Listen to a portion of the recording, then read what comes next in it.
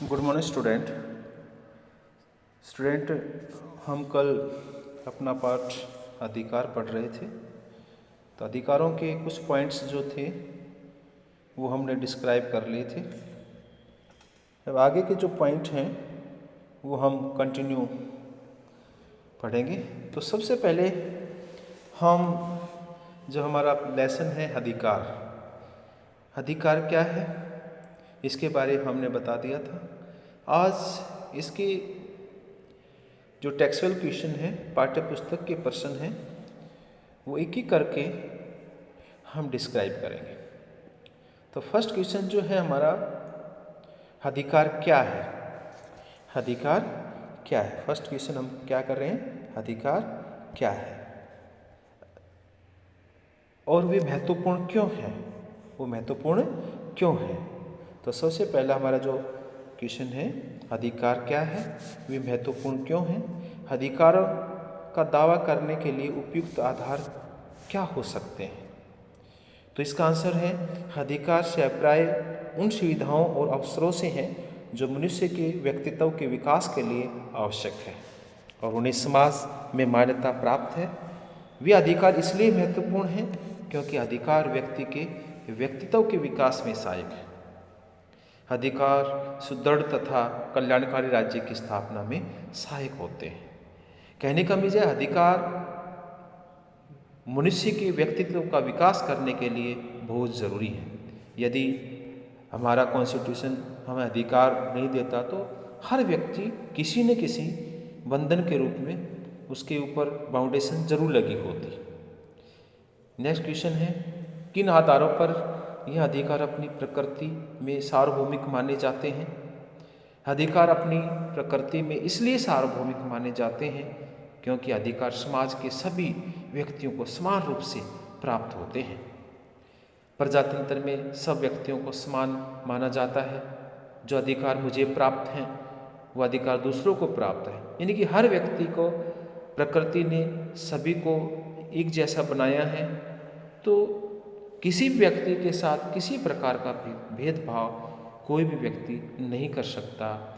वे अधिकार चाहे वो किसी भी जाति के हों, व्यक्ति बिलोंग करते हों, सभी को समान अधिकार प्रदान किए जाते हैं। नेक्स्ट क्वेश्चन है, संक्षेप में उन नए अधिकारों की चर्चा कीजिए जो हमारे देश में सामने रखे जा रहे हैं। उदाहरण के लिए आदिवासियों के अपने रहवास और जीने के तरीके को संरक्षित रखने तथा बच्चों के बंधुआ मजदूरी के खिलाफ अधिकार जैसे नए अधिकारों को भी लिया जा सकता है। कहने का मीन्स ये है कि हमारे कॉन्स्टिट्यूशन, हमारे जो कॉन्स्टिट्यूशन, हमारे संविधान ने हर व्यक्ति को, चाहे वो आदिवासी लोग हों, चाहे बच्चे हैं, चाहे बुजुर्ग हों, चाहे महिला हों, सभी के लिए अधिकार दिए हैं और समान दिए हैं। भारत में पिछले कुछ समय से कुछ नए अधिकार सामने आए हैं जिन पर समय समय पर वाद विवाद होता रहता है। इनमें सूचना का अधिकार, महिलाओं के प्रति हिंसा रोकने का अधिकार, विधान पालिका में महिलाओं के लिए 33% आरक्षण की व्यवस्था जैसे अधिकार इसमें शामिल हैं। राजनीतिक, नेक्स्ट क्वेश्चन हमारा जो है, राजनीतिक, आर्थिक और सांस्कृतिक अधिकारों में अंतर बताइए। हर प्रकार के अधिकार के उदाहरण भी दीजिए। किस राजनीतिक अधिकार क्या होते हैं, आर्थिक अधिकार क्या होते हैं और सांस्कृतिक अधिकार क्या होते हैं? देखिए, राजनीतिक अधिकार से हमारा अभिप्राय है कि राजनीति में सभी लोगों को, चाहे वो चुनाव लड़ने का हो, किसी पार्टी का पद हासिल करने का हो और वोट डालने का हो, ये सब राजनीतिक अधिकारों के अंतर्गत आते हैं। राजनीतिक अधिकारों से अभिप्राय उन अधिकारों से हैं जिनके द्वारा नागरिक अपने राज्य में के शासन में भाग लेता है। उदाहरण के लिए मत देने या चुनाव लड़ने का अधिकार। जो अधिकार मनुष्य को आर्थिक विकास करने के लिए दिए जाते हैं उन्हें आर्थिक अधिकार कहा जाता है, जैसे काम करने का अधिकार, वेतन पाने का अधिकार तथा सांस्कृतिक अधिकारों के अंतर्गत नागरिकों को अपनी संस्कृति में विश्वास रखने तथा संस्कृति का विकास करने की स्वतंत्रता होती है। जैसे प्रत्येक व्यक्ति अपनी भाषा, रीति रिवाज एवं नैतिकता का विकास कर सकते हैं। नेक्स्ट और लास्ट क्वेश्चन जो हमारा बनता है, अधिकार राज्य की सत्ता पर कुछ सीमाएं लगाते हैं। अधिकार जो होते हैं वो क्या करते हैं, वो हमारे सत्ता पर कुछ सीमाएं लगाते हैं। अब वो सीमाएं जो हैं क्या हैं? अधिकार राज्य की सत्ता पर कुछ सीमाएं अवश्य लगाते हैं।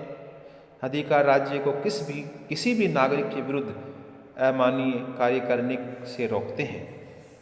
अधिकार राज्य का कार्य क्षेत्र निश्चित करते हैं कि राज्य को किस किस जगह पर किस व्यक्ति या किस क्षेत्र में इंटरफेयर करना चाहिए और किस क्षेत्र में इंटरफेयर नहीं करना चाहिए। ये सारा कॉन्स्टिट्यूशन अर्थात राज्य का जो कानून है वो हमें बताता है, जिससे राज्य किसी भी नागरिक से जाति, धर्म, रंग, भाषा के आधार पर भेदभाव न कर सके।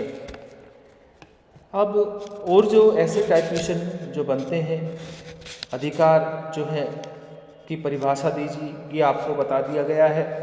अधिकारों का वर्गीकरण, इसमें देखो अधिकारों की विशेषताएं हैं, उनकी विशेषताओं के बारे में कुछ आपको मैं बताऊंगा कि अधिकार समाज में ही संभव हो सकते हैं। अधिकार व्यक्ति का दावा है। अधिकार समाज द्वारा मान्यता प्राप्त होते हैं और अधिकार तर्कसंगत तथा नैतिक होता है। अधिकार असीमित नहीं होते हैं।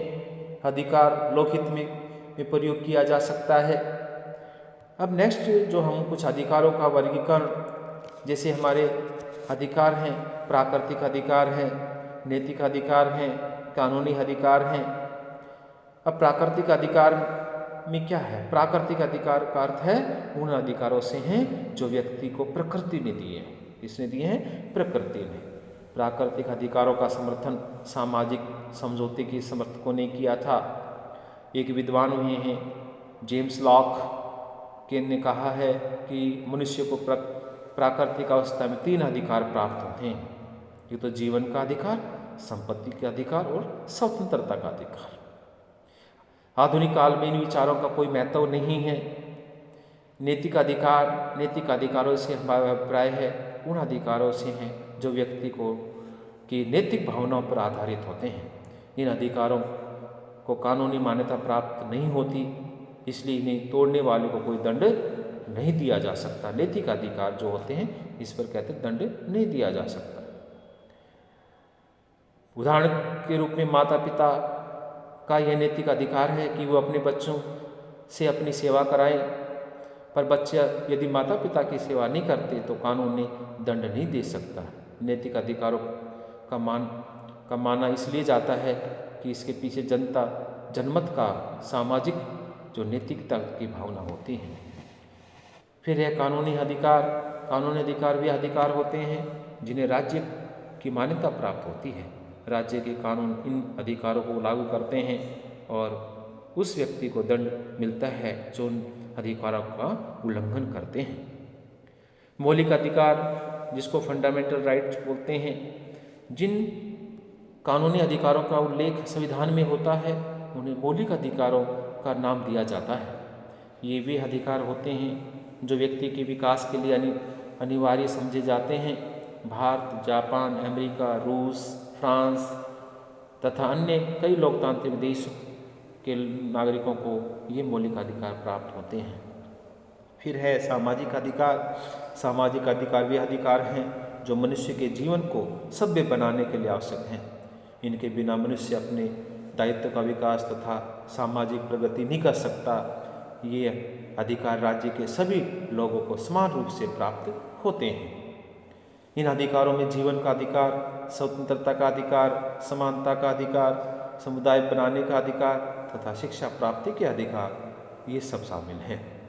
तो बेटा ये अधिकार जो हैं आपने पढ़ा, चाहे वो राजनीतिक अधिकार हो, चाहे वो आर्थिक अधिकार हो, व्यक्तिगत अधिकार हो, धार्मिक अधिकार हो, तो ये सारे अधिकार हैं, ये हर नागरिक को मिलते हैं।